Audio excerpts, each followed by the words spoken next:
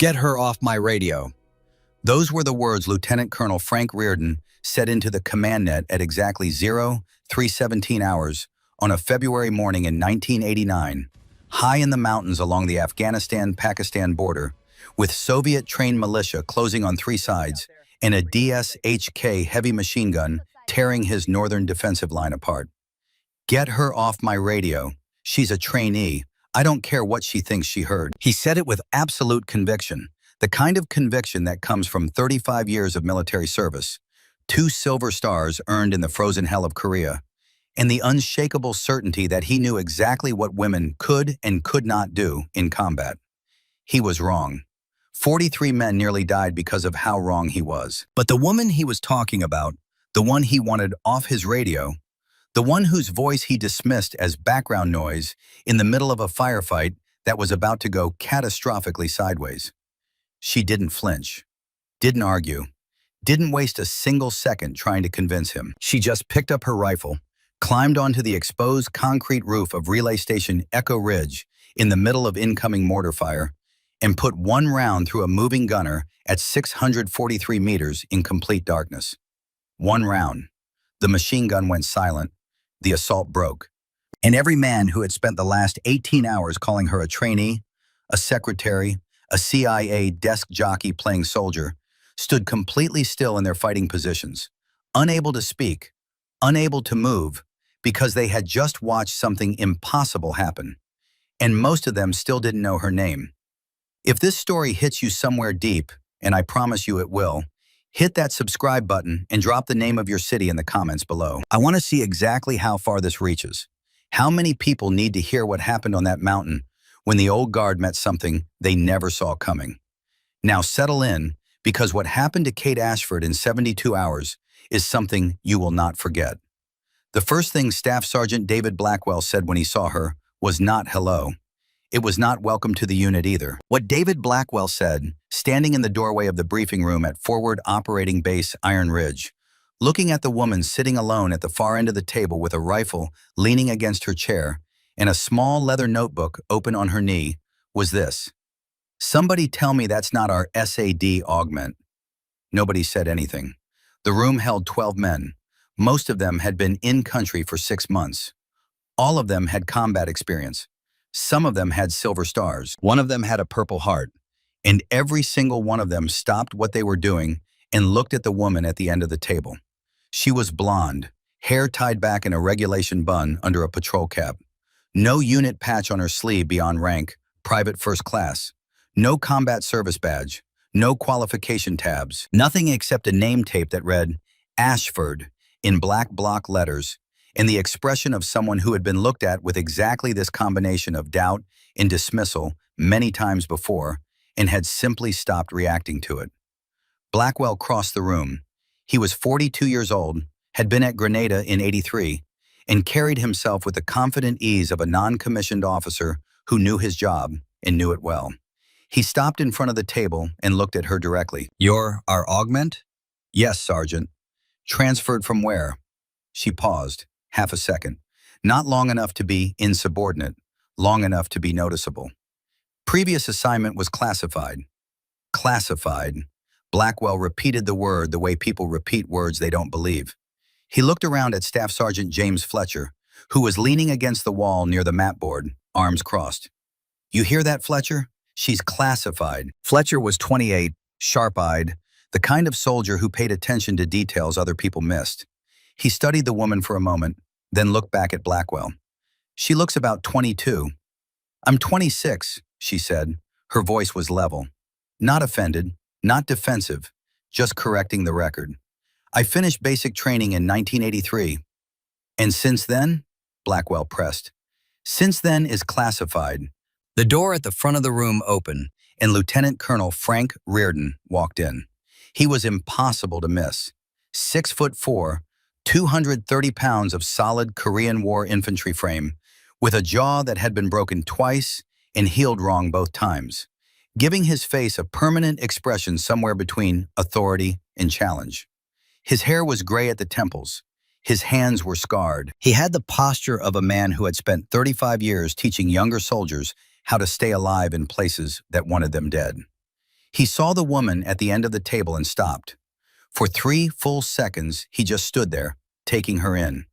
The lack of unit patches, the lack of qualification badges, the leather notebook, the rifle that looked like it had seen actual use, but no combat markings on the stock. Then he walked to the front of the room and set his briefing folder down on the table with the kind of controlled force that made a sound without being loud. That, he said, not looking at anyone in particular, had better not be our augment. Blackwell straightened. Sir, this is Private First Class. He glanced at her name tape. Ashford. Arrived on the supply helicopter this morning. Reardon pulled a manila folder from his briefing stack and opened it. His eyes moved across the page. Then stopped. Then moved back to the beginning and started again. Slower this time, like a man reading something he couldn't quite believe. Private First Class Kate Ashford, he read aloud. Basic training completion. Fort Jackson, November 1983. He looked up. That's it. That's the entire file. Everything else is redacted. He looked at her directly for the first time. You want to explain that to me, Private? She met his gaze without flinching. No, sir. That wasn't a request. With respect, sir, she said, and her voice carried the quiet weight of someone who had said these words before and meant them completely. It was a question, and the answer is classified. The room went very quiet. Nobody spoke to Lieutenant Colonel Frank Reardon like that. Not directly, not without preparation, and not with that particular quality of absolute calm that somehow made the words land harder than anger would have. Reardon closed the folder.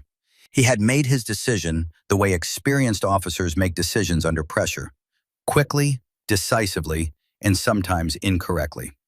You're on communications and secondary observation, he said. You do not engage independently. You do not leave your assigned position. You do not make any tactical decision without my direct authorization. You clear on that? Yes, sir. And keep that notebook closed during the briefing. She closed the notebook. She did not apologize for having it open. She simply closed it and waited. Reardon walked to the map board and the briefing began. And Private First Class Kate Ashford sat alone at the far end of the table and listened with the kind of attention that looks like stillness, but is actually something else entirely. The mission briefing lasted 38 minutes. Reardon stood at the map board with a laser pointer and explained the objective with the precision of a man who had done this hundreds of times and understood that clarity saved lives. Relay Post Echo Ridge, he said, the red dot moving across the topographic map, is a communications hub on the northeastern ridgeline overlooking the Khyber approach. Special Activities Division has been coordinating Stinger missile deliveries to Mujahideen forces fighting Soviet occupation. Our mission: insert, secure the relay post, hold it for 18 hours until a resupply convoy of 43 trucks clears the mountain pass and reaches friendly territory. He clicked a button and the map shifted to a satellite image. Air support is on standby but not guaranteed. The Soviets have increased CAP patrols in this sector. Artillery support is available, but response time is 20 minutes minimum due to the terrain, which means we hold on our own until we don't have to anymore. He looked around the room. His gaze passed over Kate Ashford without stopping. Intel assessment characterizes the threat as low to moderate. Local militia, Soviet-trained but not Soviet-led. Hit-and-run tactics. They've been harassing supply routes but nothing sustained. We go in before first light, which keeps us under their observation window. Eastern approach is the cleanest insertion route. He turned off the laser pointer. We have one augment attached from SAD for communications and observation support. A brief nod toward the end of the table. She stays with the headquarters element. She observes and reports. That's her function. Fletcher raised his hand. Sir, what's the backup plan if the eastern approach is compromised? We don't have one, Reardon said flatly. The eastern approach is the only viable route for the equipment we're carrying. If it's compromised, we abort and extract. But Intel says it won't be.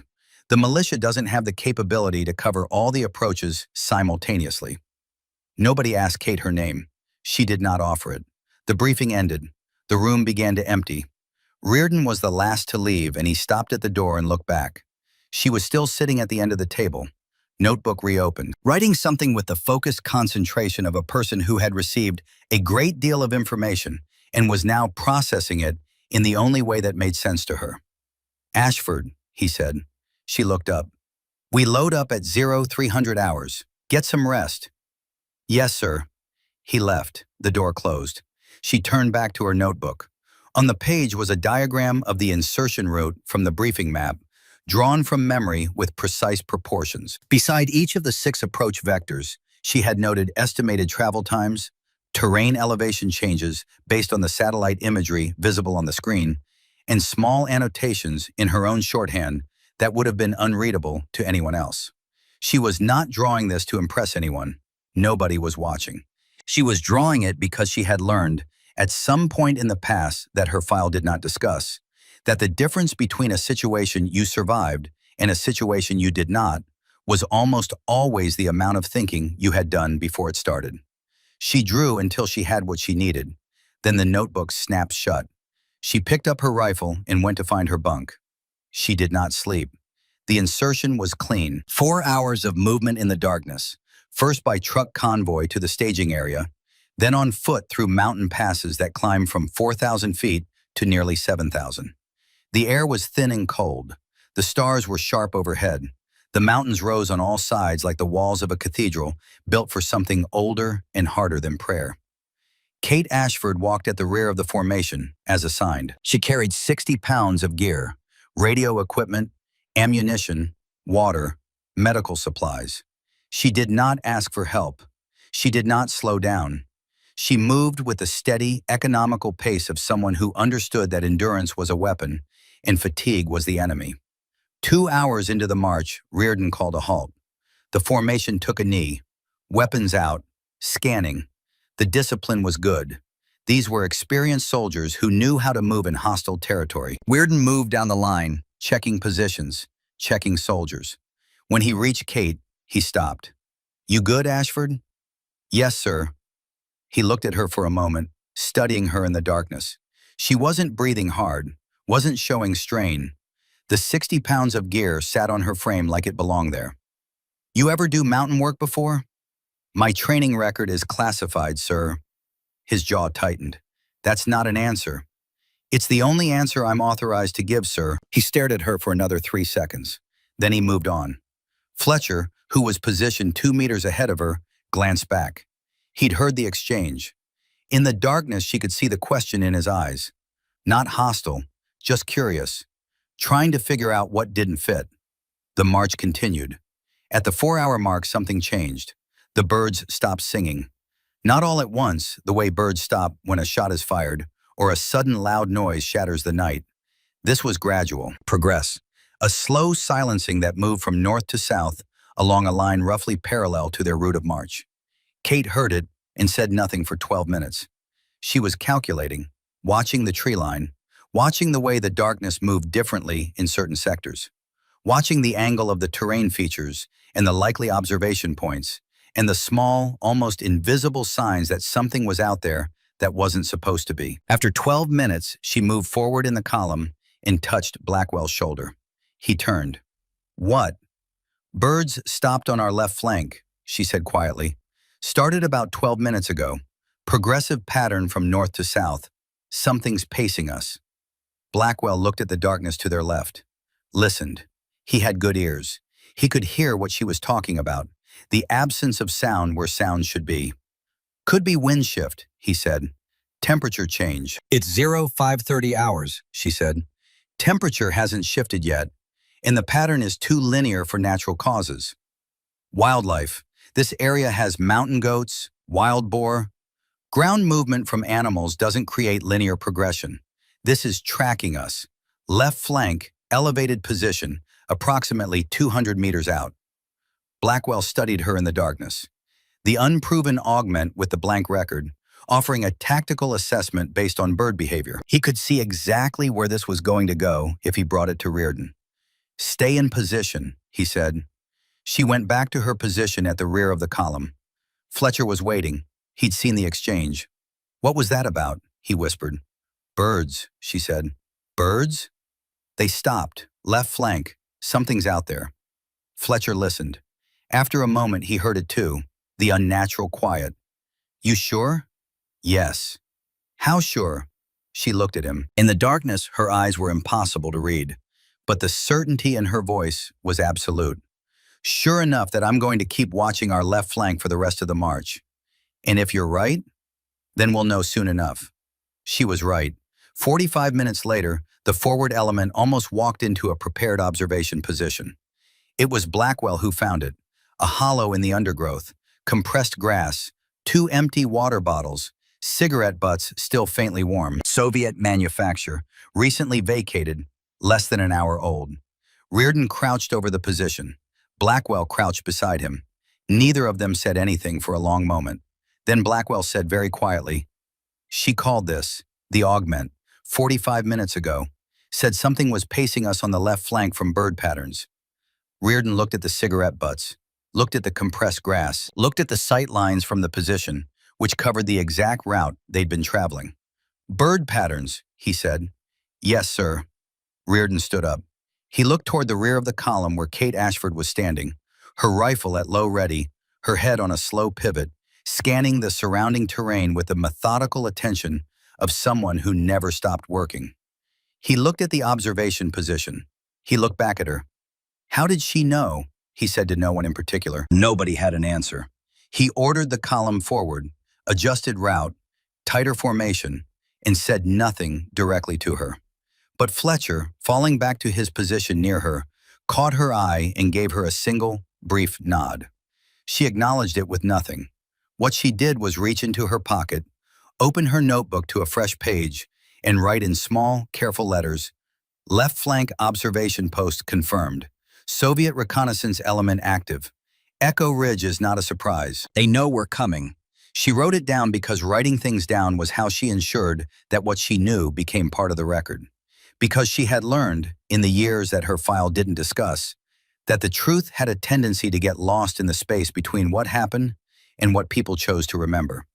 She tucked the notebook away and kept moving. They reached Relay Station Echo Ridge at 7:20 hours as the sun came fully over the mountain peaks and the temperature began its daily climb from freezing to merely cold. The relay station was a concrete structure on a low ridge, surrounded by enough open ground to make the approach routes visible in every direction, and enough exposed terrain to make it exactly the kind of position that looked defensible, until someone with real experience looked at it from the outside and understood what a nightmare it actually was.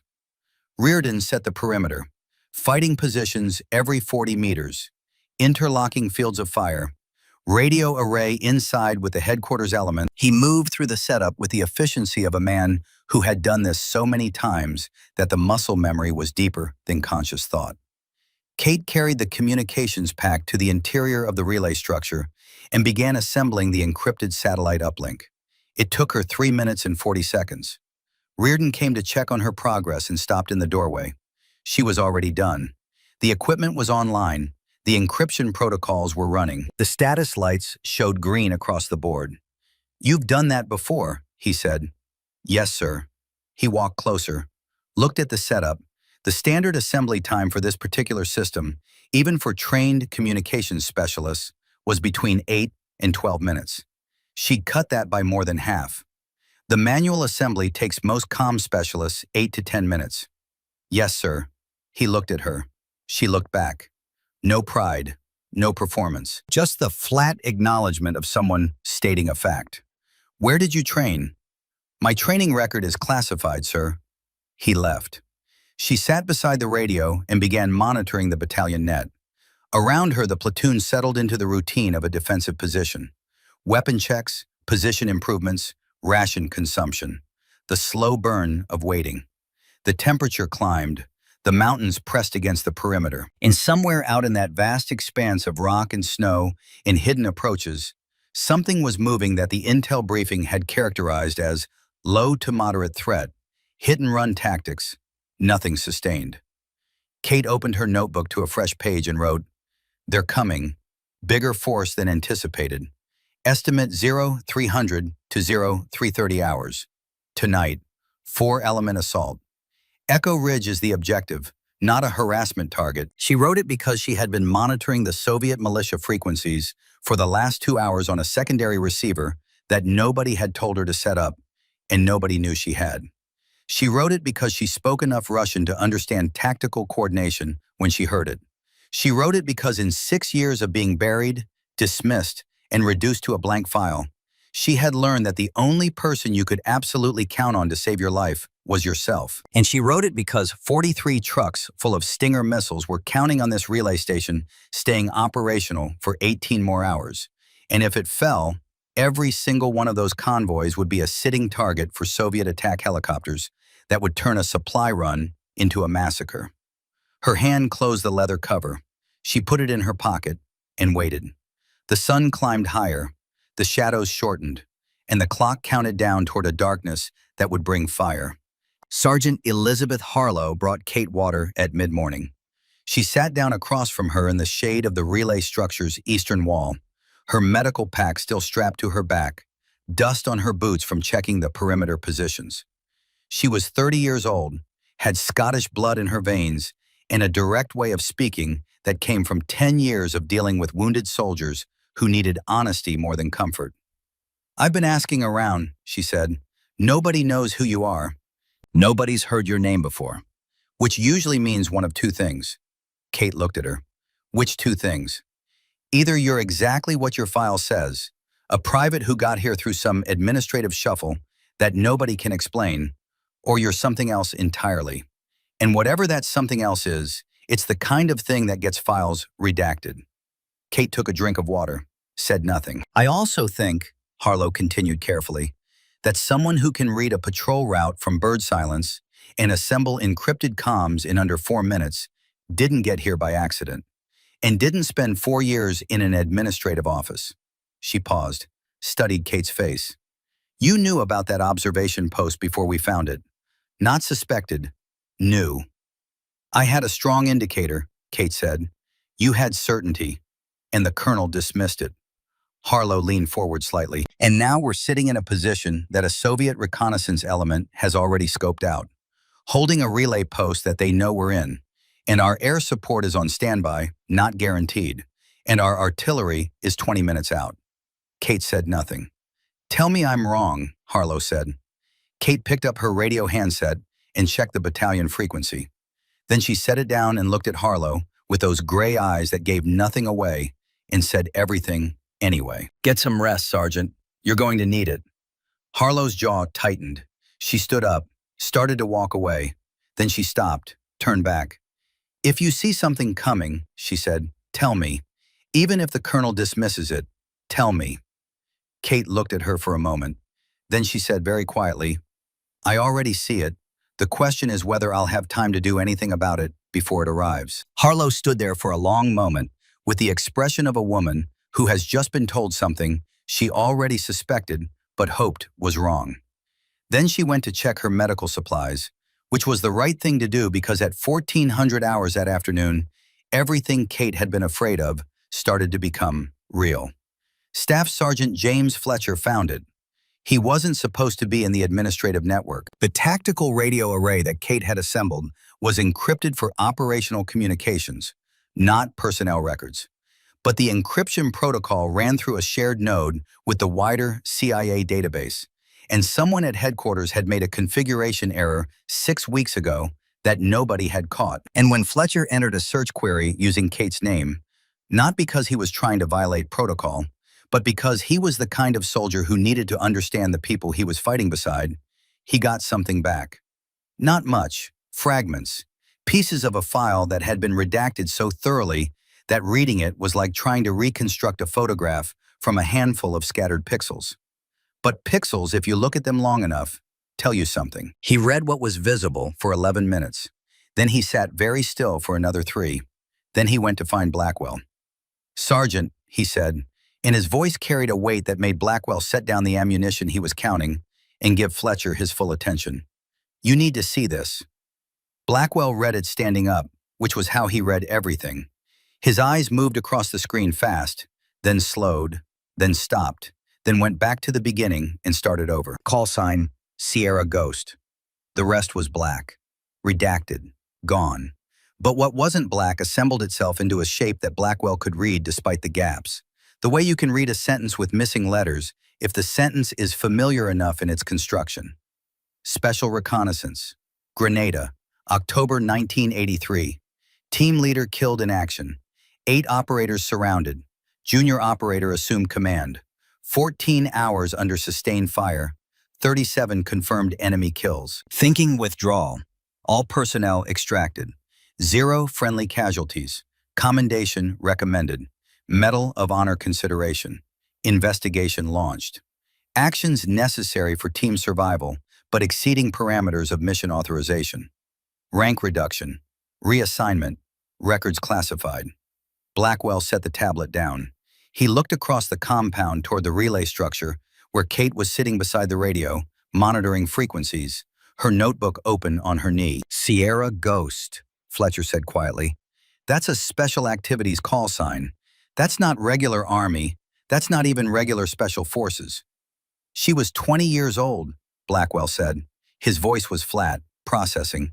According to the basic training date, 20 years old when Grenada happened. A 20-year-old woman pulled 8 operators out of a compromised position after the team leader was killed. Held for 14 hours, 37 confirmed kills, then they investigated her for it. Blackwell was quiet for a long time. The kind of quiet that isn't silence, but is the sound of a mind working through something it resisted understanding, because understanding meant admitting how wrong the initial assessment had been. The commendation was recommended and then pulled, Fletcher continued. The investigation wasn't about what she did wrong. Look at the language. Actions necessary for team survival, but exceeding mission parameters. They punished her for saving her team. Or they punished her for disobeying orders. She disobeyed orders to save her team. There's a difference. I know there's a difference. Blackwell's voice had an edge in it that Fletcher had rarely heard. But the people who buried her file didn't see it that way.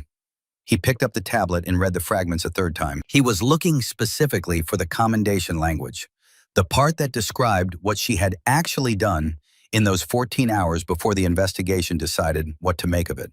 It was there, barely. 3 words that had survived the redaction process. Extraordinary tactical instinct. He set the tablet down again. Why didn't she tell us? He said, not accusatory, genuinely asking. Because the deal she took stripped her of everything, Fletcher said. If she starts telling people who she is, the classified nature of the operation gets exposed. Her file gets reopened. And the people who buried her 6 years ago find out she's not staying buried. Blackwell looked toward the relay structure again. Kate had her head down, writing something in her notebook. The same methodical concentration she brought to everything, like she was documenting something that needed to be remembered because memory alone wasn't reliable enough. So she sits here, Blackwell said slowly, with a blank record, no call sign, no qualifications listed, and she does the job anyway. Every time, without being asked, without authorization, without recognition. Yes, Sergeant. Blackwell was quiet for another long moment.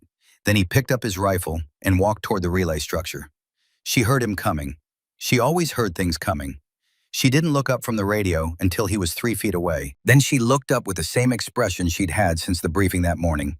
That careful, calibrated stillness that he now understood was not coldness, but the face of someone who had learned to preserve themselves by giving nothing away to people who hadn't earned it yet.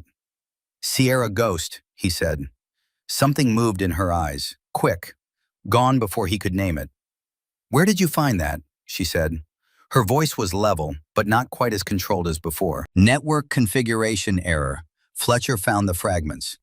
She looked past him toward where Fletcher was standing near the perimeter, watching. Then she looked back at Blackwell. I'm not going to pretend I'm not 4 hours late to this conversation, Blackwell said. I should have listened to you this morning. The observation post, the bird patterns, you were right about all of it. You had no reason to trust my assessment. I had exactly one reason. You were giving it to me, and I chose not to use it because your file said you were nobody, and I believed the file instead of what I was seeing. He paused. That was a leadership failure. Mine. She was quiet for a moment. Then she said, you moved your team correctly when we found the observation post. You adjusted the route. You tightened the formation. You did exactly what needed to be done when the evidence became visible. That's good leadership, Sergeant. We held the position because you identified the threat before it became critical. And we're still holding it because you acted on that information once you had it. She met his eyes directly. Don't discount that. Good leaders use the information they're given. You did. Blackwell had been in the military for 20 years. He had been told he was good at his job by commanding officers, by peers, by soldiers who had served under him. He had never been told he was good at his job by someone in the middle of explaining how he'd failed, in a way that was so precisely honest and so completely without personal agenda that it landed harder than any commendation he'd ever received. They're going to come back, he said. Yes. When? Tonight, before dawn. Bigger force than the intel assessment predicted. They know our strength now. They know the observation post was compromised, which means they know we found it. They'll come with more, from more directions, with better coordination. How long do we have? 3 hours, maybe 4. Blackwell processed this. You've been monitoring their frequency. Yes. You speak Russian. Enough of it. He stared at her. Another impossible data point added to an accumulating list of impossible data points. What are they saying? They're coordinating a 4-element assault, north, east, southeast, and southwest, simultaneous. The southwestern element is going to have anti-tank capability, RPG teams, probably in pairs. They want to collapse the structure, not just suppress the perimeter. The relay station is the target, not the platoon. If the structure goes down, the convoy loses its navigation relay. 43 trucks full of Stinger missiles become sitting targets on an open mountain road with no communication support and no warning when the Soviet attack helicopters show up. The weight of it landed on Blackwell fully, the full shape of what was happening, what this relay station actually meant, what the next 4 hours actually meant. Tell me what you need, he said. She looked at him. For the first time since she had stepped off the transport helicopter and walked into a briefing room full of men who didn't know her name and didn't want to, something shifted in her face. Not gratitude exactly, something quieter than that. The expression of someone who has been carrying something alone for a very long time and has just been offered, for the first time, a hand. I need you to tell Colonel Reardon, she said. All of it. The frequency intercept, the 4-element assault, the timeline, the anti-tank capability, everything. He's going to ask how you know. Then tell him the truth. The truth is going to open questions about your file. Let it open them. She looked past him toward the mountains, where the sun was beginning its descent toward the western peaks. Sergeant, in about 3.5 hours, none of that is going to matter. The only thing that's going to matter is whether this relay station is still standing when the sun comes up. Everything else is noise. Blackwell nodded once. He stood up and started moving, calling Reardon on the tactical net. Kate watched him go. Then she opened her notebook to a fresh page and wrote, Blackwell knows. Fletcher knows. Harlow suspects. Reardon about to find out. The file is opening whether I want it to or not, but the mission is still the mission. 43 trucks, 18 hours, that's what matters. She secured the notebook and settled back to wait. Reardon arrived at the relay structure 6 minutes later. He came through the entrance with the controlled urgency of a commanding officer who has just received information that doesn't match his initial intelligence assessment and needs to verify it immediately. He looked at Kate. She was still sitting beside the radio, headset on, monitoring. Ashford, he said, step outside. She removed the headset, secured the radio, and followed him out into the compound. He walked 20 meters from the structure, far enough that the conversation would be private, close enough that he could still see the perimeter. He turned to face her. Blackwell says you've been monitoring Soviet militia frequencies. Yes, sir. He says you speak Russian. Enough of it, sir. Enough to decode tactical coordination? Yes, sir. Reardon's jaw worked. She could see him processing this, stacking it against everything else he'd learned about her in the last 12 hours. The bird patterns, the observation post, the communications assembly time, and now this. Why didn't you tell me this at the briefing? Because you didn't ask, sir, and because my language qualifications are part of my classified training record. Your classified training record. He said it the way people say things they're starting to understand but don't like understanding. Sierra Ghost. That's your actual call sign, isn't it? She didn't answer immediately. Fletcher must have shown him the fragments. She'd known this moment was coming since the network error was discovered. She'd known it would eventually surface. She just hadn't known it would happen in the middle of a defensive position 4 hours before an assault. That was my call sign, she said carefully. 6 years ago. It's not current. Because they buried you. Because I made a choice that conflicted with mission parameters, sir. And the people who ran that operation decided the best way to handle it was to make me disappear. You saved 8 operators in Grenada. I disobeyed a direct order to observe and report. The team leader was killed. I assumed command without authorization. I engaged enemy forces in a manner that exceeded the mission scope, and I brought everyone home. She paused. The investigation decided that the last part didn't justify the first 3 parts. Reardon looked at her for a long moment. 35 years of military service. Korea. Classified operations that had no names and left no records. He had seen bureaucracy eat good soldiers before. He had seen politics destroy careers. But he had never stood 3 feet away from someone who had been deliberately erased and was still standing. Blackwell says you're predicting a 4-element assault. Tonight, before dawn. Yes, sir. Based on frequency intercepts. Based on tactical coordination chatter that I've been monitoring for the last 6 hours. They're not hiding their traffic very well, which means they either don't think we have anyone listening who speaks the language, or they don't care because they believe their numbers advantage is overwhelming. What are the numbers? I estimate 40 to 50 fighters, Soviet-trained, experienced. They're bringing RPG teams for the southwestern approach, heavy machine gun for mobile fire support, and they're planning to hit all 4 sides simultaneously to prevent us from reinforcing weak points. Intel said low to moderate threat, hit and run tactics. Intel was wrong, sir. She said it without satisfaction, without vindication, just stating a fact. This isn't harassment, this is elimination. They need this relay station offline before those Stinger missiles reach the Mujahideen. If those missiles get delivered, the Soviet air superiority in this sector collapses. They'll do whatever it takes to stop that. Reardon turned away from her and looked at the perimeter, looked at the mountains rising on all sides, looked at the relay structure that was supposed to hold for 18 hours, and was now looking at 4 hours until it faced an assault force 3 times larger than anticipated. He turned back. What do you need? The question landed between them with the weight of everything it implied. Not what do you think? Not what would you recommend? What do you need? The question of a commander who has stopped dismissing and started listening. I need you to reposition the northern team 15 meters east, she said. The current position is too exposed to enfilade fire from the high ground.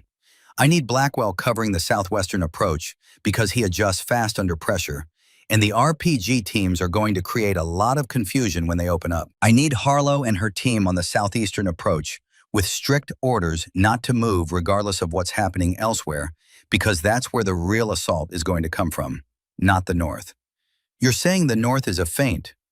I'm saying the north is going to be loud and visible and exactly what you expect to see, which is why the real breakthrough is going to come from the southeast, where the terrain is difficult and the approach seems unlikely. Soviet doctrine, feint heavy, breakthrough light. Reardon processed this. Everything she was saying contradicted his own tactical instincts, contradicted 35 years of experience, contradicted the way he had been trained to read a defensive position. But she had been right about the observation post. She had been right about the birds. She had been right about the assembly time and the frequency intercepts and every single impossible thing she had claimed to be able to do. You've studied Soviet tactical doctrine, he said.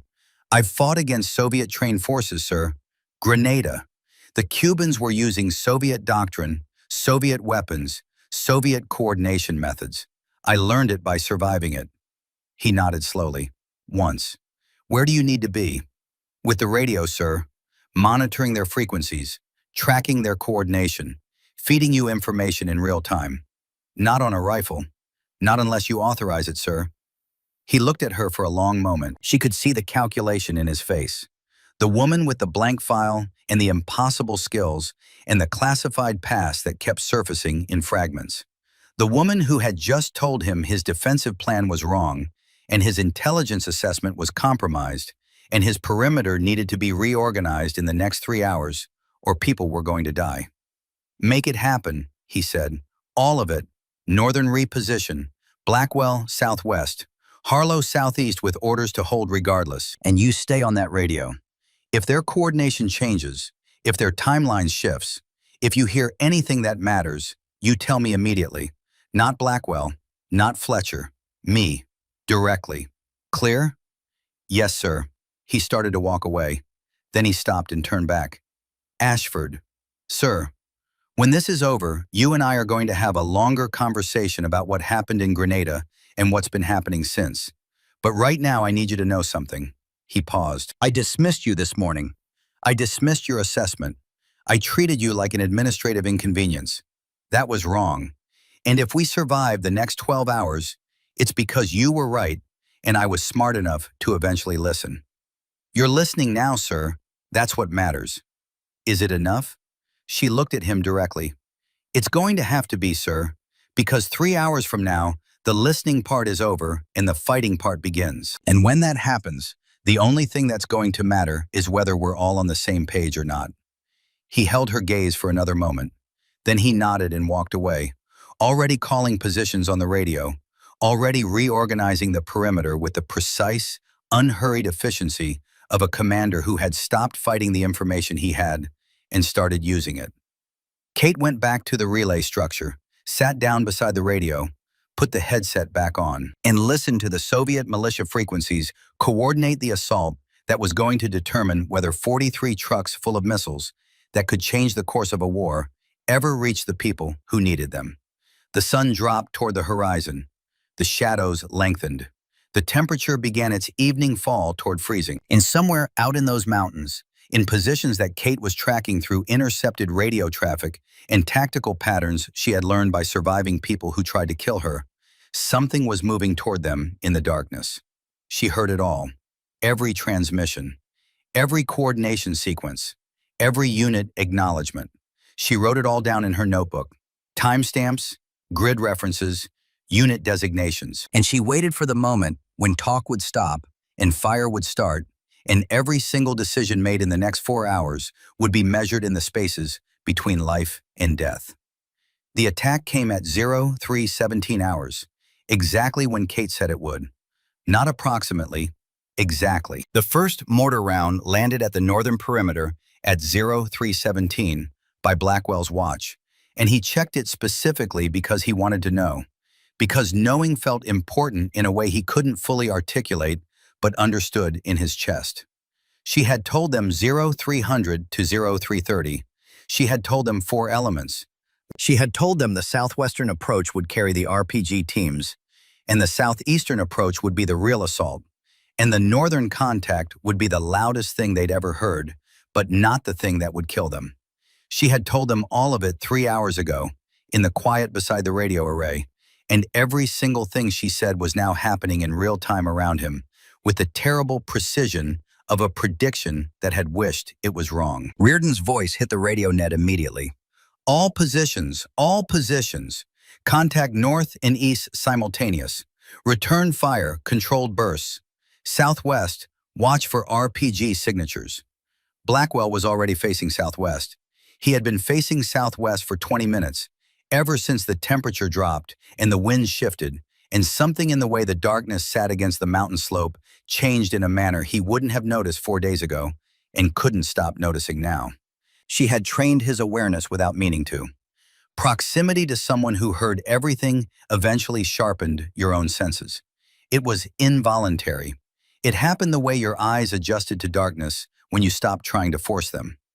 The first RPG team opened up from the southwest at 0318. The round went high, impacted against the relay structure's exterior wall, blew a chunk of concrete the size of a truck tire into the air, and sent a pressure wave across the interior that knocked the radio equipment sideways and filled the air with dust and the smell of explosive residue. Blackwell did not chase the fire. He counted to 2, exactly as she had told him to do, and shifted his optic 40 meters left of the first team's position, and he found them on the first sweep. Two figures in a prepared hide, the second gunner just raising his launcher, the loader beside him feeding the round. He fired 4 times. Center mass. The way he'd been trained. The way he'd done it for 20 years. The second team went down before the launcher came fully up. "Southwest RPG Team 2 is down," he reported, his voice steady despite the adrenaline flooding his system. "First team is repositioning east, approximately 60 meters. "Copy," Reardon said. "North position is taking heavy fire. We've got a breach developing on the left side of the arc." Then a new voice came on the net. Lieutenant Commander Hayes, who had been monitoring air support channels and was now trying to make sense of a tactical situation that had gone from quiet to catastrophic in under 90 seconds. "I need tactical options right now," Hayes said, his voice tight. "Northern breach is widening. If they get through the arc, we lose the structure." Silence on the net for 1 full second. The kind of silence that happens when everyone is waiting for someone specific to speak. Then Kate's voice, flat and clear through the radio static. "Hayes, pull the northern left element back to the secondary sandbag line. Don't try to hold the forward position. Let them advance 10 meters into the gap, then light the gap from both sides. You have crossfire coverage from northeast and northwest simultaneously. Use it." Hayes said nothing for 2 seconds. Kate had never spoken to him directly before this moment.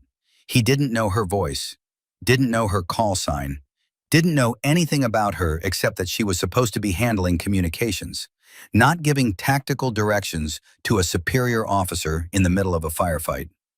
"Sir," Reardon said, and his voice carried something that wasn't quite urgency and wasn't quite a plea, but was somewhere between the two. "Do it." "Execute," Hayes said. The northern left element pulled back. The Soviet assault team, seeing the withdrawal, advanced into the gap with the confidence of fighters who had just forced a retreat and believed momentum was on their side. Then both flanking positions opened up simultaneously. The gap became a killing ground. The assault team's momentum collapsed completely within 40 seconds. 3 fighters down, 4 more pinned. The rest pulling back in disarray, their coordination broken by walking into a trap they hadn't seen coming.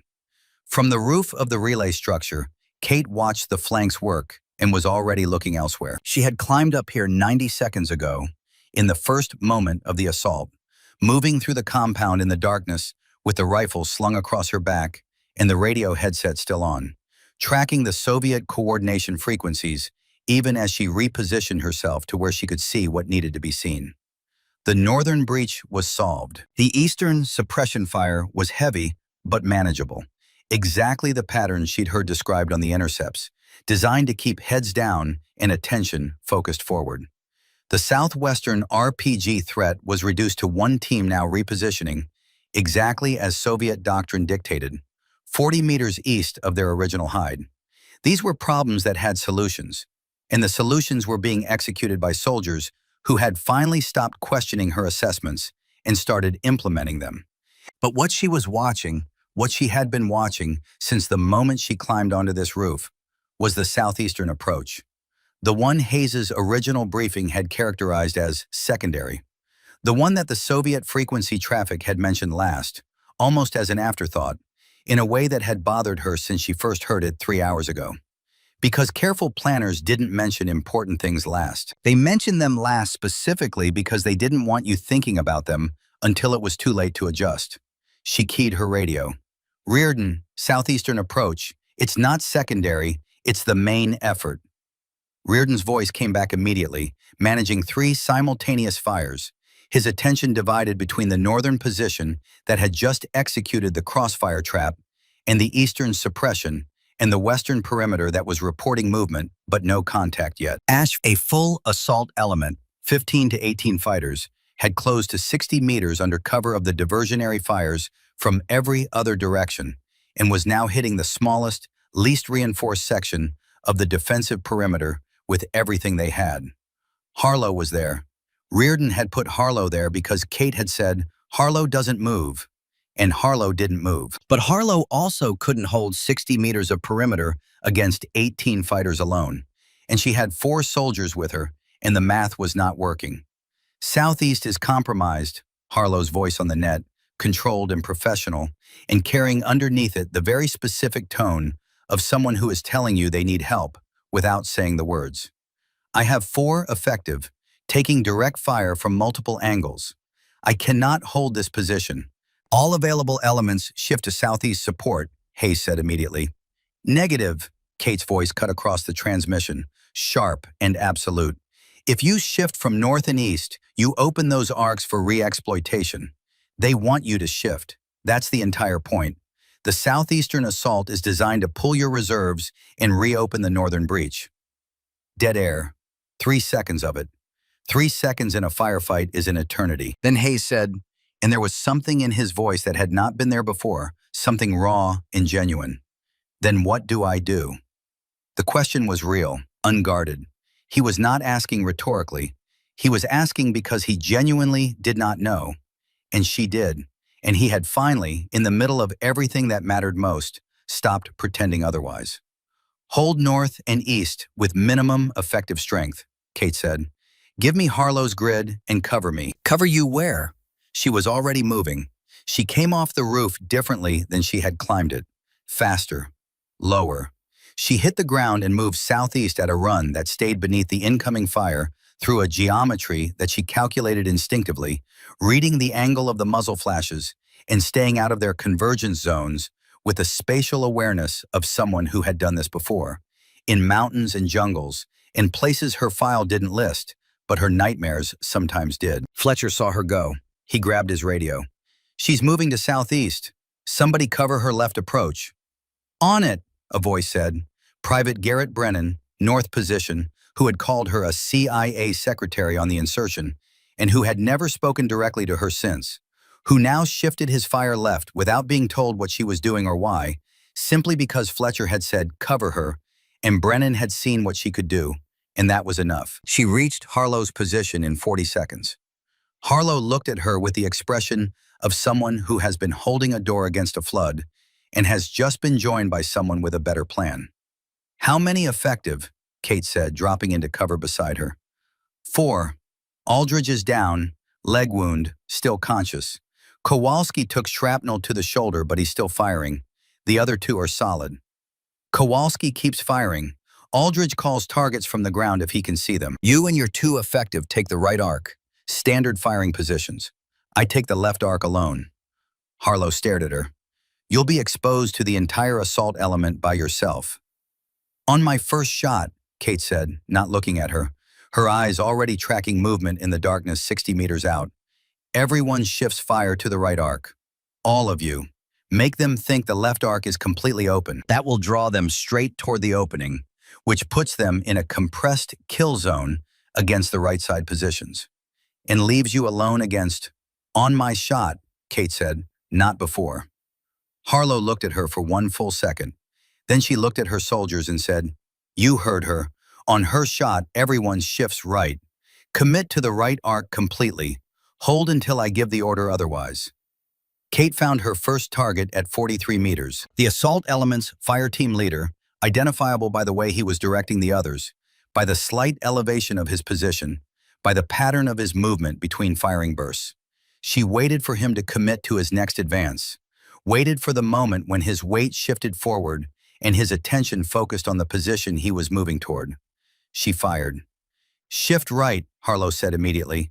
The entire southeastern arc shifted right. Every muzzle flash from the defensive position moved right simultaneously, and the assault element, reading that shift as an opening on the left side, as a weakness to exploit, pushed left directly into the space that appeared empty, and was not.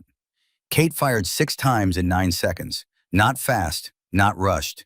Each round placed with the economy of someone who understood that ammunition was finite and missing was a word she had spent years making irrelevant.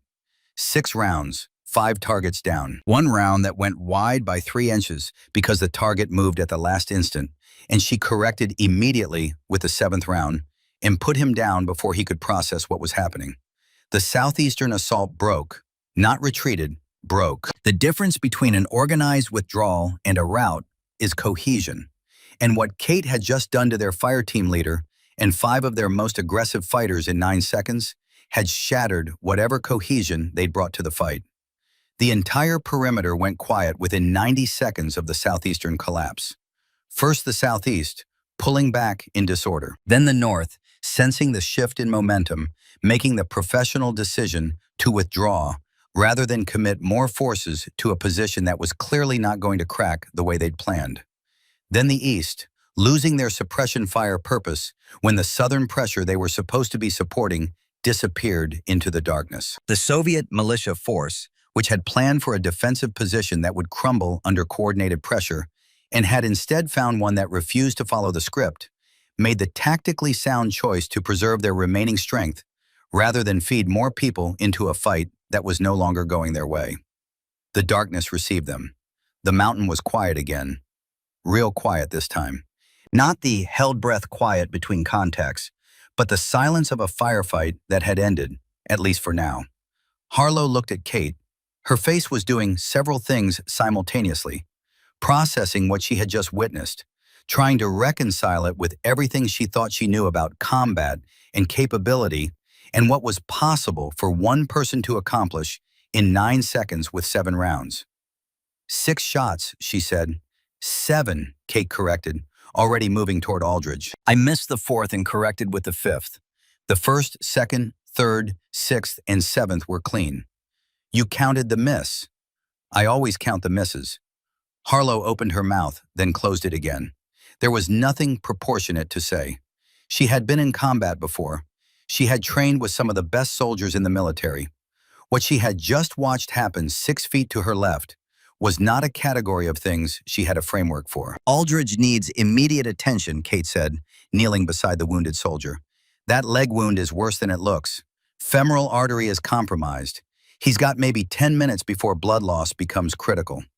She was already applying pressure, her hands moving with the practiced efficiency of someone who had done field medicine under fire before. Kowalski's shoulder needs packing before he loses enough blood to go into shock, but he's stable for now. Get me a proper medical kit, and I can keep them both alive until we can get a medevac. Harlow grabbed her medical pack and dropped beside Kate. Together they worked Aldridge's leg wound, Kate's hands steady and sure, talking to the wounded soldier in a voice that was calm and low and carried no trace of the violence she had just executed 60 meters away. Stay with me, she said to Aldridge, who was 22 years old and gray-faced with blood loss and fear. You're not done yet. You've got a long life ahead of you, and this is just a bad day in the middle of it. Stay awake. What did you... Aldridge managed, his voice weak. What did you just do out there? My job, Kate said, tying off the field dressing with precise movements. Same as you did yours by calling those targets even with a round through your leg. Now stay awake and keep breathing. That's your job for the next 10 minutes. Reardon arrived 30 seconds later. He took in the southeastern position with the methodical assessment of a commander doing damage control. The 4 soldiers at their posts, Aldridge on the ground with Kate and Harlow working his wound, the assault element's bodies visible in the approaches where they had fallen. He stood very still for a moment. 7 shots, Fletcher said from behind him. Fletcher had materialized from the northern position without anyone noticing, the way people moved after adrenaline started dropping and the immediate crisis had passed. She moved to the position under fire, reorganized the defensive line in about 15 seconds, and broke the assault. 6 confirmed hits out of 7 rounds fired. Reardon looked at Kate. She was still working Aldridge's wound, not looking up, her hands red with blood, her rifle leaning against the sandbag wall where she'd set it after the last shot. The convoy, she said without turning around, without pausing in her work. Did we maintain radio contact with battalion? Throughout, Reardon said, and his voice carried something that might have been respect, or might have been the beginning of understanding, or might have been both. The relay is operational. The convoy has continuous navigation data. Then the mission holds, Kate said. She tied off the final bandage and sat back, checking her work with the critical eye of someone who knew that field medicine was the difference between a soldier who went home and a soldier who didn't. Get medevac on the net. Aldridge's leg is stabilized, but he needs a surgeon within 2 hours. Kowalski can wait longer, but not indefinitely. Reardon got on the radio. Hayes appeared at the southeastern perimeter entrance a moment later, and he stopped when he saw what was there to be seen. The defensive position that had held against overwhelming force, the wounded being treated, the tactical situation that had been on the verge of catastrophic failure and was now simply another problem being managed. He looked at Kate. She was helping Aldridge sit upright, one hand steady on his back, talking to him in that same calm voice about staying conscious and breathing deeply and thinking about what he was going to do when he got home. "Private First Class Ashford," Hayes said. She looked up at him. Her face was streaked with dust and blood that wasn't hers. Her eyes were as gray and unreadable as they had been in the briefing room 12 hours ago. "I owe you an apology," Hayes said. "I ignored everything you told me this morning. The observation post, the northern assault direction, the southeastern main effort. I dismissed your assessments because I didn't believe your capability matched your rank." "You acted on the information when it mattered, sir," Kate said. "When I gave you the crossfire trap option for the northern position, you executed it correctly. That's command under pressure. That's what held the arc." Hayes shook his head slowly. "You're very generous to a man who spent 12 hours treating you like a liability." "I'm accurate, sir," Kate said. Generous and accurate aren't always the same thing. Something shifted in Hayes's expression then. Not just respect, something closer to the feeling of having been seen clearly by someone who had no reason to be kind about it and was choosing kindness anyway. "Sierra Ghost," he said quietly. He had heard Fletcher use the call sign in the position reports during the fight. He'd said nothing then. He was saying it now because some things needed to be said in daylight, in the space between the crisis and the aftermath, before the paperwork started and the language of reports reduced everything to categories that didn't fit. She looked at him steadily. "That call sign is 6 years old, sir." "Is it?" She didn't answer. She stood up, checked her rifle, and looked toward the relay structure where the radio array was still transmitting, still feeding navigation data to 43 vehicles moving through mountain passes that were clear and open because this position had held. "I'm going back to the radio," she said. "We're still on mission. 16 hours until the convoy clears the pass. The militia that just withdrew is going to regroup and reassess. They might try again before dawn, or they might wait until we're fatigued. Either way, someone needs to be monitoring their frequencies." She walked away from both of them, through the southeastern position, past the soldiers who moved aside without being told to, past Brennan, who had covered her left flank without knowing why, and who now stood with an expression of someone processing the answer to a question he hadn't known to ask. She passed him close enough to speak. "Good left coverage," she said. "Thank you." He said nothing, but he watched her go with his jaw slightly loose and his rifle held at his side. And when Fletcher appeared beside him a moment later, all Brennan could manage was, "She knew. She knew everything." "Yeah," Fletcher said, watching her disappear into the relay structure. "She knew all of it from the beginning." Brennan looked at the relay structure, at the damage from the RPG impact that had blown a chunk out of the wall, but left the interior intact. At the single light visible through the entrance, where Kate was already back at the radio, already working the mission. "What happens now?" Brennan said. Fletcher, who had found the file fragments, who had read Sierra Ghost in redacted text, and then watched her executed in real time, and was still assembling the two things into something coherent, said the only honest answer he had. "Now the people who buried her 6 years ago find out she's still here, and still doing exactly what they tried to make her stop doing."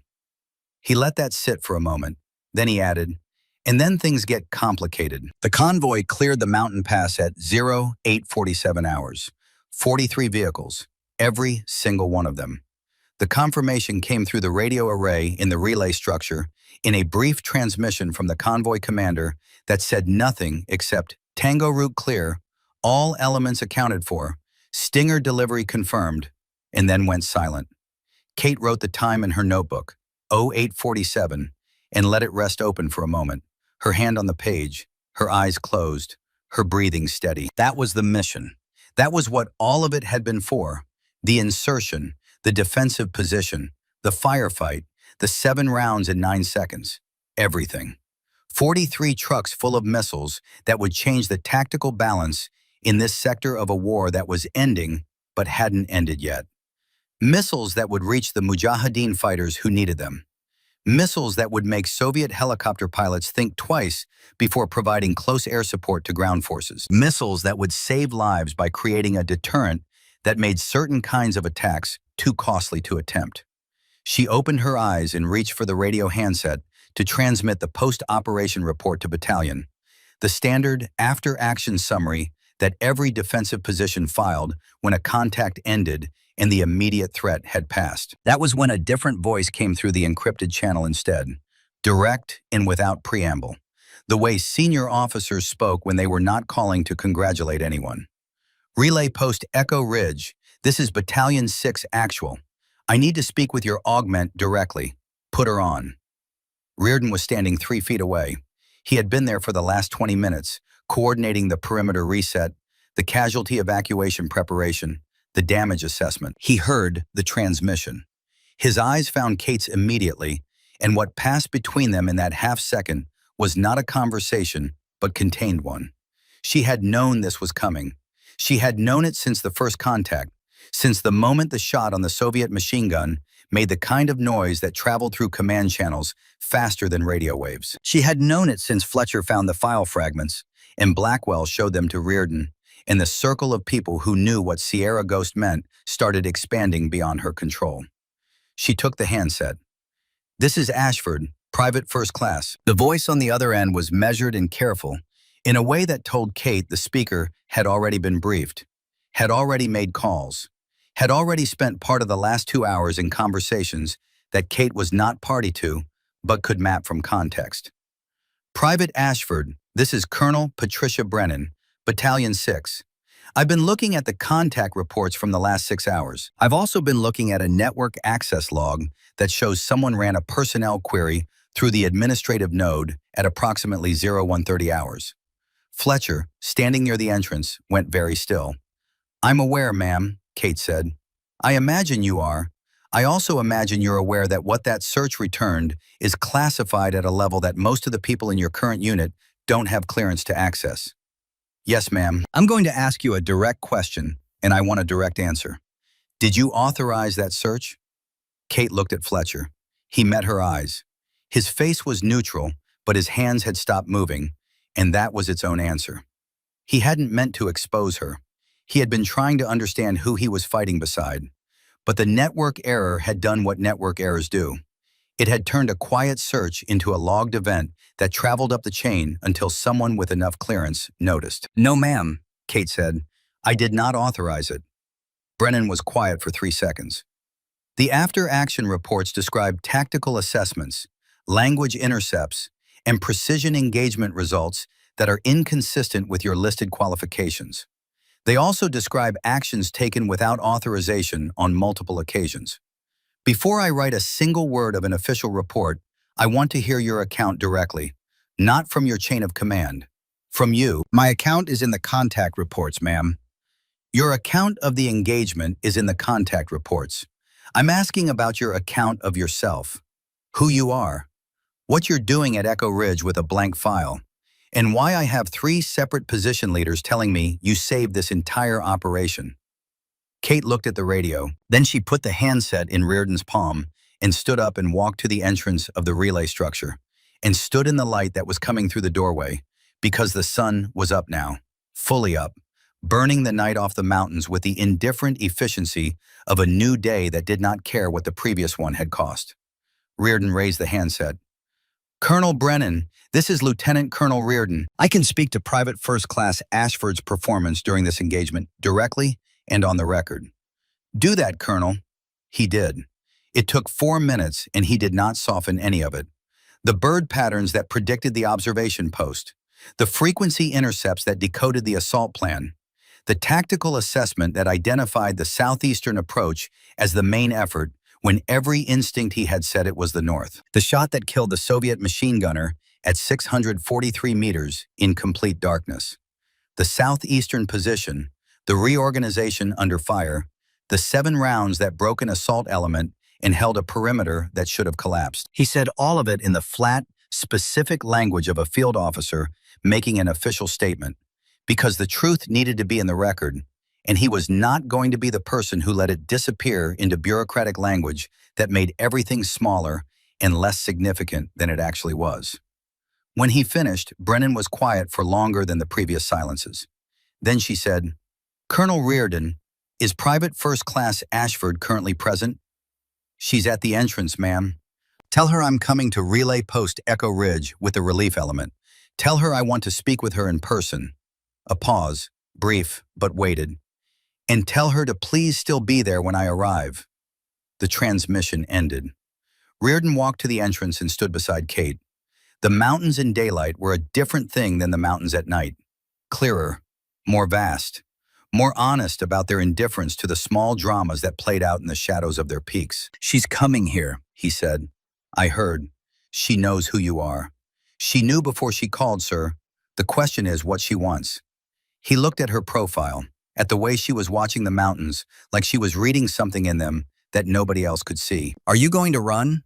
She turned to look at him with genuine surprise, the first genuinely surprised expression he had seen on her face. And something about that surprised him in return. The fact that the question landed as unexpected rather than considered and rejected. "No, sir," she said. "Why would I run?" "Because the last time someone with stars on their collar knew who you were, you ended up with a blank file and a rank reduction." "I ended up with that because I made a deal, sir. I chose it. Running would have been the other option, and I didn't take it then either." She was quiet for a moment. "I'm not afraid of Colonel Brennan. I'm not afraid of whatever conversation is coming. I'm tired of the conversation. But tired and afraid are different things." "What are you afraid of?" She considered the question with the same honest attention she gave everything else. "Getting it wrong," she said. "Making a shot that I should have made and missing. Calling a direction that turns out to be incorrect, and watching someone get hurt because I was confident in bad information." She looked at her hands. "The authority problem, the rank problem, the chain of command problem, all of that I can manage. Getting the tactical picture wrong when people are depending on me getting it right, that's what keeps me up at night." Reardon absorbed this. It was the most she had said about herself in 30 hours, and it landed with the quiet force of something that had been true for a long time and was only now finding air. "You haven't been wrong yet," he said. "No, sir, but the math doesn't care about your previous record. Every shot is its own problem. Every assessment is its own risk. The fact that I've been right so far doesn't mean I'll be right next time." That's not how most people think about capability. Most people haven't watched someone die because they made the wrong call, sir. Once you've done that, you stop thinking about capability as something you have and start thinking about it as something you have to earn every single time you use it. He looked at her for a long moment. 35 years of military service, Korea, classified operations. He had known confident soldiers, arrogant soldiers, uncertain soldiers. He had never stood 3 feet away from someone who carried absolute capability and absolute humility in the same breath, and made them both seem like natural consequences of experience. "When Brennan gets here," he said, "I'm going to tell her the same thing I told her on the radio. You saved this operation. You saved these men. And if the system can't find a way to make room for that, then the system is wrong. With respect, sir, the system doesn't care whether it's wrong. It cares whether it's stable. And someone like me, someone who breaks orders to save people, I'm not stable. I'm unpredictable. And unpredictable is dangerous to people who need everything to follow the script." "Then maybe it's time for a new script." She looked at him, almost smiled, didn't quite. "I appreciate that, sir, but new scripts take time. And right now we have 14 hours left on this mission. That's what I'm focused on." He nodded, started to walk away, then stopped and turned back. "Ashford, sir, for what it's worth, I was wrong about you. And I'm grateful I was wrong, because if I'd been right, a lot of good people would be dead right now. You weren't wrong about women in combat, sir. You just had incomplete data. Now you have more data. That's how learning works. Is it always that simple for you?" "No, sir, but it has to be, because if I make it complicated, I start second-guessing, and second-guessing in combat gets people killed." He left her there and went to coordinate the medevac for Aldridge and Kowalski, and Kate went back to the radio and resumed monitoring the Soviet frequencies.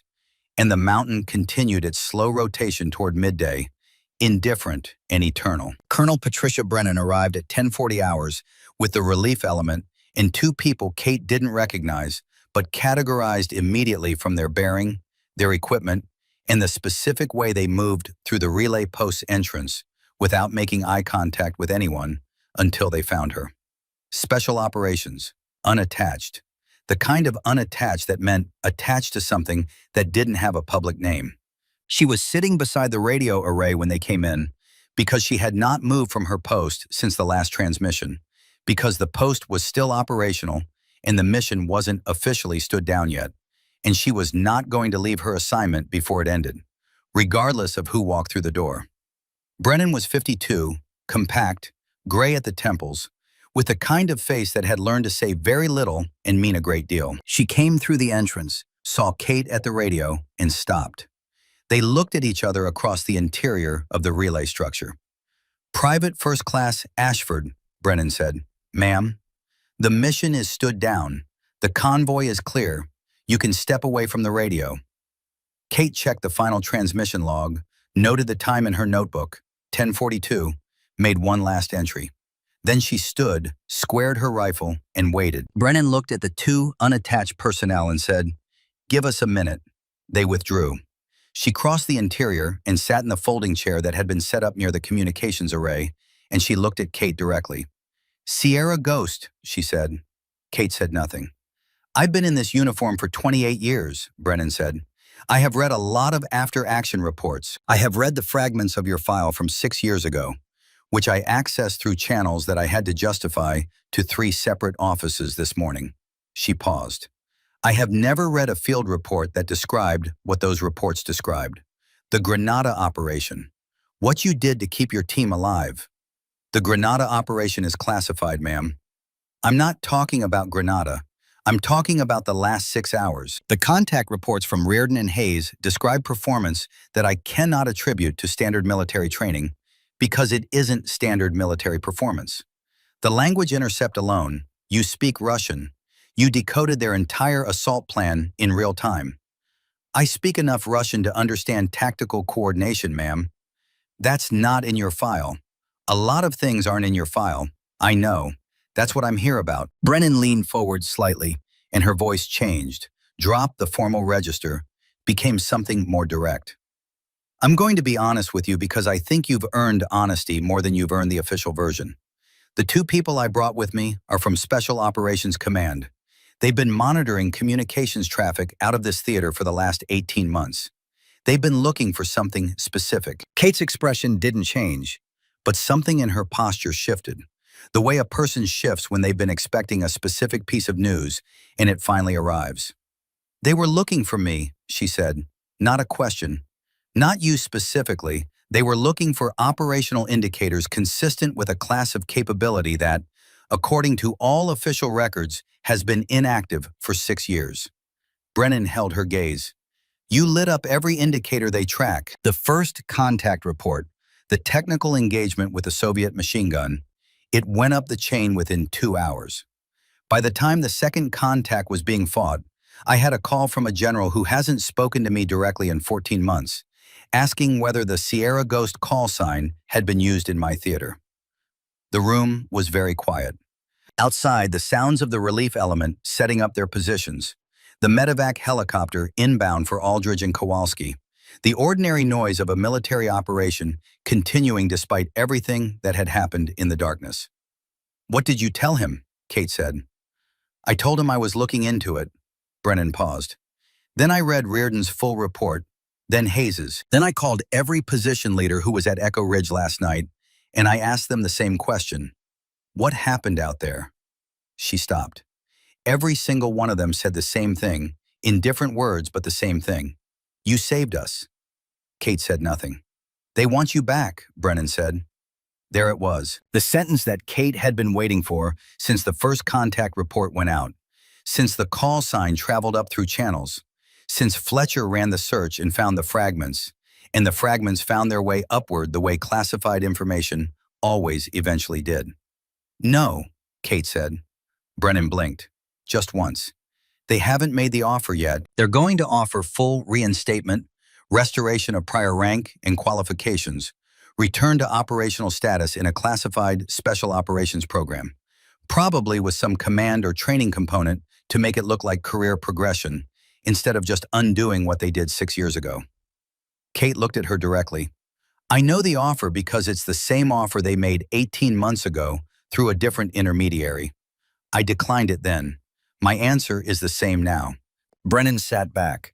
She was quiet for a moment, and in the quiet she studied Kate with the focused attention of someone trying to understand a decision that was coherent from the inside and baffling from the outside.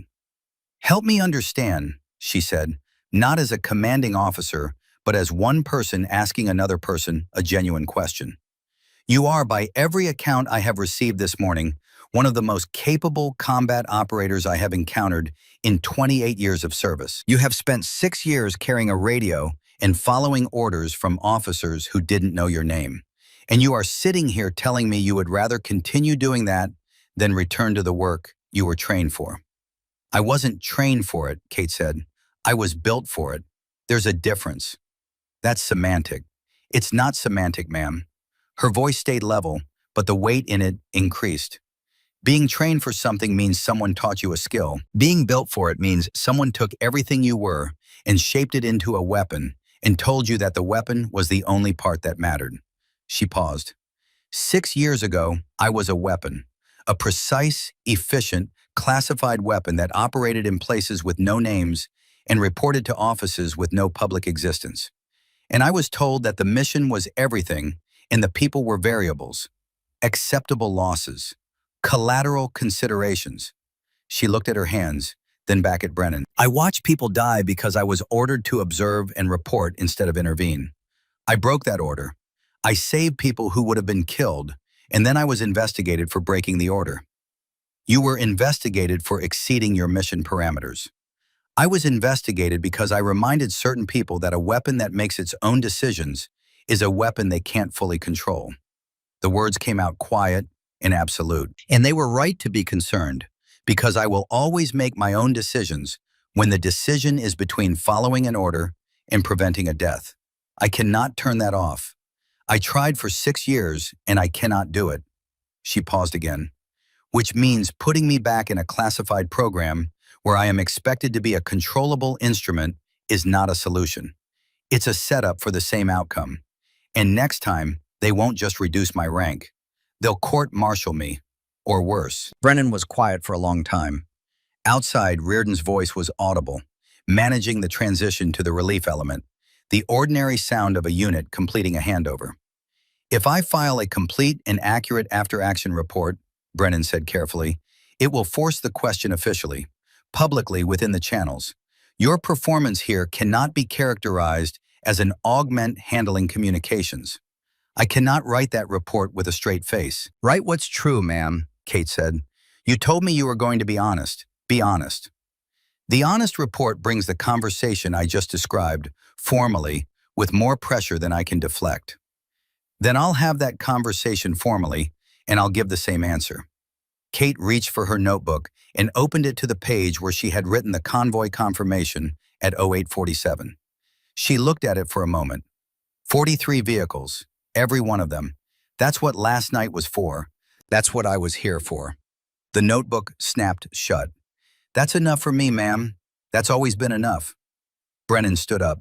She looked at Kate for a long moment with an expression that had moved through several phases and arrived somewhere that was not quite resolution, but was close to respect. The 2 people I brought with me are going to want to speak with you, she said. I know what you're going to tell them. Yes, ma'am. They won't like it. They didn't like it 18 months ago either. Brennan almost smiled. Didn't quite. Send them in, ma'am, Kate said. She stood, squared her rifle, met Brennan's eyes. I'll give them the same honest answer I gave you. And then I'd like to get back to my unit, because Reardon is running the handover, and Aldridge needs someone to check his field dressing before the medevac transfer, and there are still 12 hours left on this mission. Brennan looked at her for one more second. Then she turned toward the entrance and said, to no one in particular and entirely to herself, 28 years, never seen anything like it. She walked out. And behind her, In the quiet of the relay structure, Kate Ashford stood beside the radio array that had stayed operational through everything, opened her notebook to a clean page, and waited for the next conversation with the absolute, unshakable calm of someone who had already made every decision that mattered and was no longer afraid of the consequences. The two operators from Special Operations Command were named Carver and Holloway. They didn't offer ranks. They didn't offer first names. They came into the relay structure and sat down across from her with the practiced ease of people who had conducted this type of conversation many times before and believed they understood how it ended. Carver spoke first. He was the older of the two, mid-60s, with the kind of stillness that came from decades of operational work and the kind of confidence that came from always being in the position of offering something people wanted. "We've been looking for you for 18 months, he said. "I know," Kate said. "Not looking for you the way the last conversation was looking for you. That was about containment. This is different." He leaned forward slightly. "The program you left 6 years ago has changed. The leadership structure has changed. The authorization framework has changed. The people who made the decision that resulted in your separation have either retired or been reassigned." Kate looked at him steadily. "That's not what made me leave." "We know that too." He slid a folder across the surface between them. "Full reinstatement. Your previous rank restored immediately upon acceptance. Captain. Return to operational status within 30 days. Complete expungement of the investigation findings from your record." He paused for emphasis. "Everything that was taken from you, returned." Kate did not touch the folder. Holloway spoke for the first time. He was younger than Carver, maybe 50, sharper in the way of someone still collecting certainties rather than carrying them. "You saved 43 vehicles last night," he said. 43 convoys and the personnel at this position and the relay station itself. All of it on a single augment assignment with no operational authority and a blank personnel file. His voice was not unkind. "You did all of that as a private first class. Imagine what you could do with actual resources. Actual authority, actual support." "I had everything I needed," Kate said. Holloway blinked. "You had a radio and a rifle." "I had Reardon moving his fire teams when I needed them moved. I had Blackwell covering the southwestern approach without being told why. I had Harlow holding her position and trusting my call in the southeastern sector." She looked at both of them evenly. "Those aren't resources. Those are people, and I had them because they chose to trust me, not because a program authorized them to." She paused. "That's the only kind of support that actually works when everything goes wrong." Carver was quiet for a moment. He glanced at Holloway, then back at Kate, and she could see him recalibrating, reaching for a different angle, the way experienced negotiators did when the first approach didn't take. "The offer isn't just operational," Carver said. "There's a training component. You would shape the next generation of operators. Everything you know, everything you've developed, your methods, your instincts, passed forward." He paused for emphasis. "Nothing you've become dies with your service record. It becomes institutional knowledge." It was the best argument he had. Kate could see he knew it was the best argument. He had probably been saving it. She thought about it honestly, the way she thought about everything. She imagined it for a full 10 seconds, standing in front of a classroom of young operators, teaching them what she knew, watching them learn and grow and become better than they were. Then she said, "The thing I know that actually matters cannot be taught in a program. It can only be learned the way I learned it." She met Carver's eyes. "In the field, next to people whose lives depend on you getting it right, under conditions that don't ask permission before they get worse. You cannot replicate that in a training environment. You can approximate it. The approximation is useful. But what I am right now, today, in this room, is the product of every moment I was not in a classified program." She shook her head. 6 years of regular service, real units, real operations, soldiers who didn't know who I was, and therefore treated me like exactly what I appeared to be. She looked at her hands. "That's where I became better than I was 6 years ago. Not despite the demotion, because of it." The silence that followed was the silence of a room where a final answer has been given, and everyone present knows it. Carver picked up the folder. He looked at it for a moment, Then he set it back down on the table. Not in front of her this time, just set it down between them. "The general is going to ask me what happened here," he said. "What do you want me to tell him?" "Tell him the truth," Kate said. "Tell him Private First Class Ashford declined reinstatement and requested to return to her unit." She stood, squared her rifle. "And tell him the relay station is secure and the convoy cleared the route. Tell him the mission was completed." She walked out. Reardon was waiting outside, not pacing, just standing the way he stood when he was thinking hard about something and needed to do it upright. He saw her face and knew immediately. "You said no." "Yes, sir." "They'll come back, higher up the chain." "Let them, sir." She looked toward the perimeter where the relief element was completing the handover, and her platoon was beginning to consolidate for extraction. "How long until the helicopters?" she asked. 40 minutes. He fell into step beside her as she walked toward the southeastern position to check on Aldridge one more time before the medevac arrived. "Ashford." "Sir." "Kate," he said, using her first name deliberately, the way people use names when they want you to hear that they're using it. "I owe you more than a professional acknowledgement. I treated you like a problem for 12 hours. Like an administrative inconvenience. I dismissed 3 accurate assessments and nearly got people killed because of it." "You've said that, sir." "I haven't finished saying it." He stopped walking. She stopped too. He looked at her directly. "When I was a young lieutenant in Korea, my company commander told me the most dangerous thing in a combat unit was an officer who believed his rank made him correct. I spent 35 years thinking that was wisdom I had absorbed. Last night showed me I hadn't absorbed it as well as I thought." He paused. "You were right. I was wrong, and I'm going to carry that." She looked at him for a moment. "You moved when I gave you the window, sir," she said. "After the machine gun went down.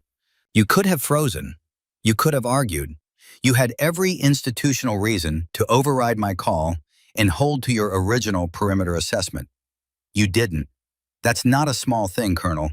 That's the thing that made the difference." He nodded slowly. Then he said something she didn't expect. "Will you request a permanent transfer to this unit?" She looked at him. The question was real, not perfunctory. "I go where I'm assigned, sir." "I know, but assignments can be requested. I can put in a request from my end." Hayes said he would support it. He paused. "You belong with people who know what you are and have decided that's not a problem. You've spent 6 years in units that didn't know. Let us be the unit that does." She stood with that for a moment. Not the formal offer of reinstatement that Carver and Holloway had brought. Not the restoration of rank and call sign and classified status. Just one colonel asking one soldier to stay with the people who had learned to trust her. It hit her somewhere deeper than the official offer had. She couldn't have explained why, except that it was honest in a way that the folder on the table had not been honest, and she had spent enough time around dishonest things to feel the difference physically. "I'll think about it, sir," she said, which for her was almost yes. Fletcher found her 20 minutes before extraction, sitting alone at the edge of the perimeter, facing out, watching the approaches with the quiet vigilance that was simply her natural state of being in a place where threats were possible. He sat down beside her without asking. She had come to expect that from him. It no longer felt like intrusion. It felt like the specific weight of someone who had decided you were worth the proximity. "Brennan wants to apologize to you," he said. "For what?" "He called you a CIA secretary on the Insertion. He told me this morning. Said it's been sitting on him since the firefight." She looked toward the perimeter where Brennan was visible at his assigned position. Back straight, weapon correctly oriented, doing his job with the solid reliability she had noted in him from the first patrol. "He doesn't owe me an apology," she said. "He covered your left flank without knowing why," Fletcher said. "When I said cover her, he moved. He didn't ask. He didn't hesitate." He paused. "That's its own apology. Better than words, I think." She was quiet for a moment. "Tell him we're good," she said. "He'll want to hear it from you." "Then I'll tell him before we load." She looked at the horizon where the sun was climbing toward noon, burning off the last of the morning shadows. "Fletcher, yeah, the search you ran, the file fragments. I'm not angry about it." "I know, but I should have asked." "You should have," she agreed. "And if you'd asked, I would have said no. And then we would have had 12 more hours of Reardon treating me like a communications problem and Hayes dismissing everything I said. She paused. So I'm not angry, but don't do it again. Never again, he said. They sat for a moment in the easy quiet of people who have been through something together and don't need to fill the space between them. What happens to you now? He said. I go back to base. I write my section of the contact reports. I clean my rifle. I wait for the next assignment. That's the job. He shook his head slowly. You know what I keep thinking about? The file said you saved 8 operators in Grenada, 37 confirmed kills in 14 hours. You were 20 years old. Yes. Those 8 people, they're alive because of you. They went home. They have lives, families, futures. All of it because you chose them over the order. She said nothing. And they investigated you for it, he continued. And here you are, 6 years later, still making the same choices, still getting the same results, and still being offered deals instead of recognition. The system works the way it works, she said. It shouldn't. No, she agreed. It shouldn't. But those 8 operators from Grenada are alive, and 43 truck drivers went home last night, and Aldridge is going to keep his leg, and Harlow's team survived. She picked up a small stone and held it, feeling its weight. The system can work however it works. The outcomes are what they are. Fletcher looked at her for a long moment. You really don't need the recognition, do you? I really don't. How? She looked at him. Because recognition is for other people, she said simply. It's for the people watching.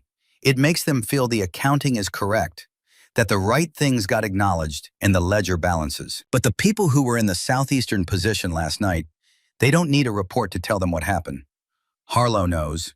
Aldridge knows. Brennan knows. She paused. You know. That's the only ledger that matters. The helicopters came in at 12:40 hours. 2 aircraft, medical evacuation for Aldridge and Kowalski, and transport for the rest of the platoon. Reardon managed the loading with the efficient calm of a man who had run 100 of these rotations and knew that the job wasn't done until the last boot lifted off the ground. Kate was the last one to the helicopter, not performing it, not making a statement, just the way she moved through things, checking the position one final time, ensuring the relief element had what they needed, spending 30 seconds at the radio array confirming the encryption keys had been transferred correctly. Hayes was at the helicopter door when she approached. He held out his hand. She shook it. The report I file will be accurate, he said over the rotor noise. Not adequate. Accurate. Whatever that means for you going forward. It means someone told the truth, sir, Kate said. That's worth something. It's worth more than something. He met her eyes. You were asked for your call sign at the beginning of this operation, and you didn't give one. If I ask you now, what would you say? She thought about it. The helicopter noise around them, the wash of the rotors, the heat and the smell of aviation fuel, and the weight of everything the last 30 hours had been. She thought about a call sign that was supposed to be dead and buried, and had turned out to be neither. She thought about what she had told Carver when he offered to give it back officially, with rank and program and classified status attached. She had said no to all of that. She had said it wasn't who she was anymore. But standing at the helicopter door with Hayes, looking at her, and Reardon visible over his shoulder, and Fletcher and Harlow and Brennan already inside, she understood that the answer she had given in the relay structure was only half the truth. Sierra Ghost wasn't the program.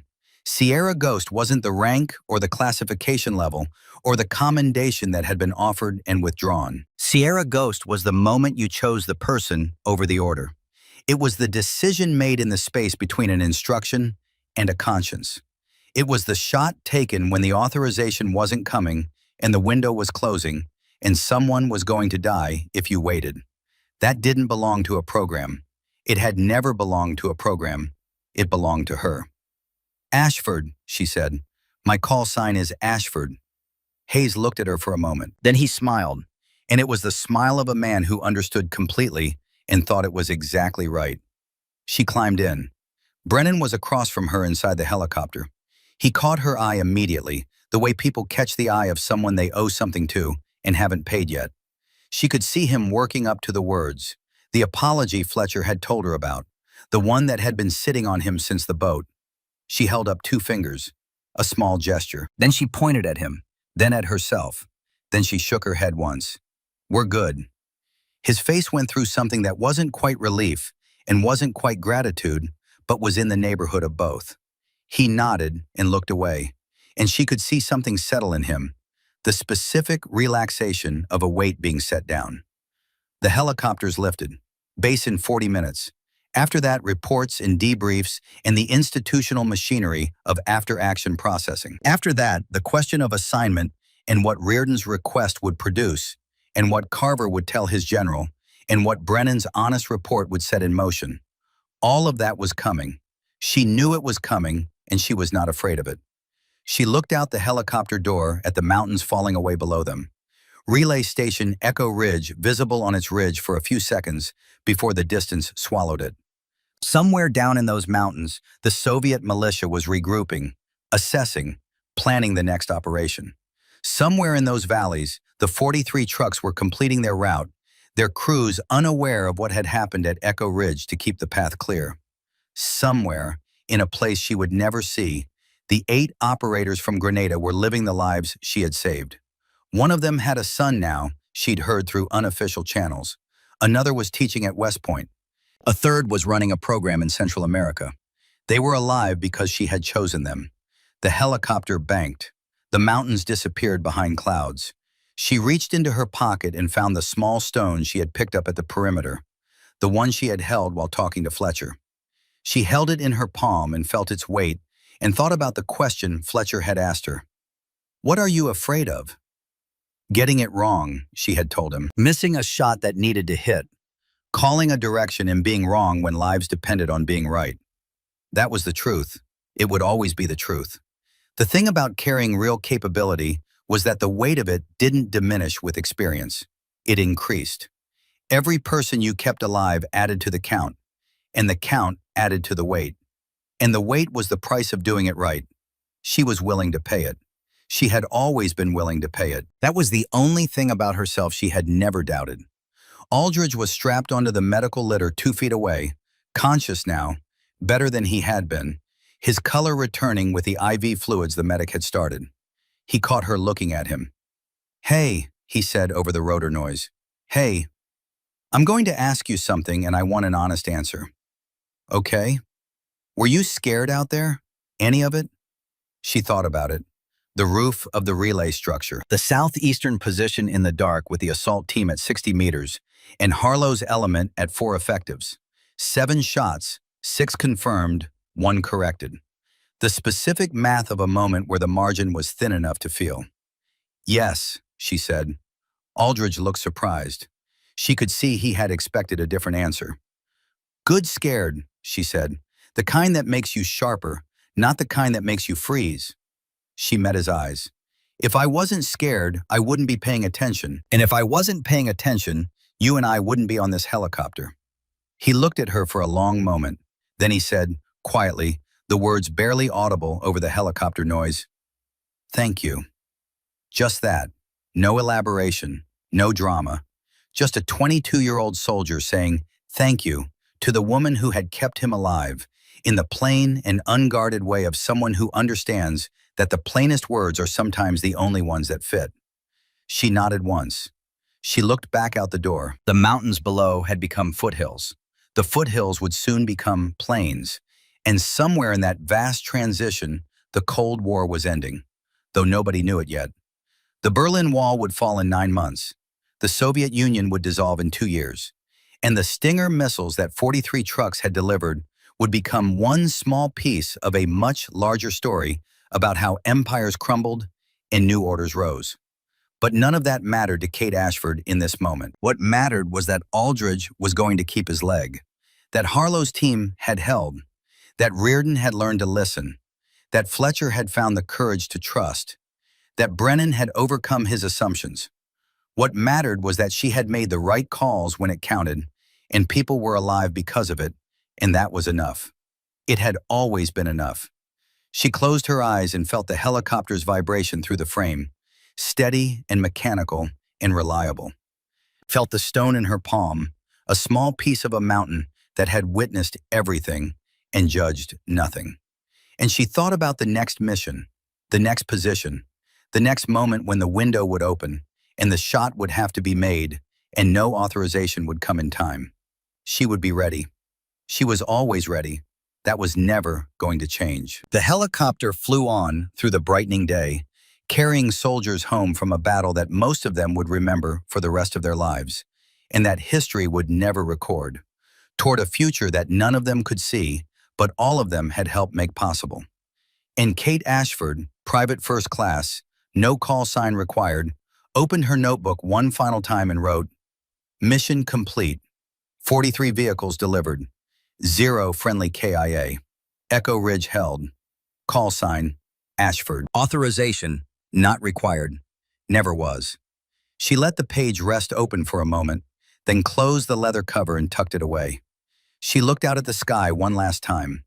The soldiers around her, Harlow checking medical supplies, Fletcher securing his gear, Brennan staring at mountains with new respect, Reardon standing watch over them all. They didn't need her full story. They had lived the part that mattered.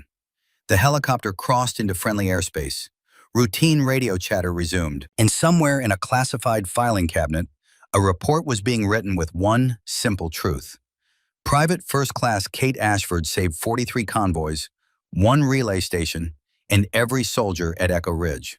Not because she was Sierra Ghost, because she was Ashford, and Ashford was enough.